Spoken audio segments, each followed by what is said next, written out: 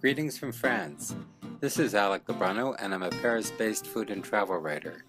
When I moved to Paris from London 27 years ago to work as an editor for a publishing company, I was over the moon.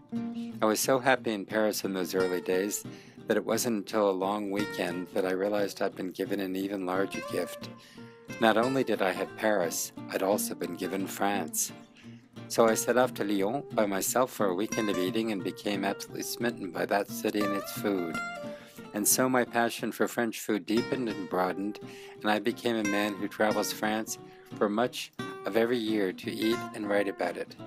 I was formerly the European correspondent for Gourmet magazine for 10 years until it closed, and I've written on French food and travel for Bon Appetit, Food and Wine, Saveur, Condé Nast Traveler, the New York Times, the Wall Street Journal, and others. I've been a very lucky man, and since my greatest pleasure is in sharing the superb foods, restaurants, and hotels I've discovered during many years of traveling in France, I decided to write Hungry for France, which is my personal menu of favorite places in the country I've made my home. Needless to say, this was both a delicious and momentous task. In making my choice of which restaurants to include, I privileged those of a new generation of talented chefs who were renewing France's storied gastronomic reputation. It took more than 2 years to research and write this book of 13 chapters, each of which is written about a different region of France and begins with an essay about the foods of the region and how I discovered them.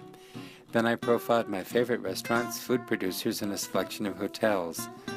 My work is complemented by the magnificent photography of Stephen Rothfeld and over 80 wonderful recipes by Jane Siegel. Finally, Hungry for France is, I think, a wonderfully different kind of book. It's not a coffee table book, but rather one that's meant to be deeply read and cooked from as much as it is to be admired for its gorgeous photography.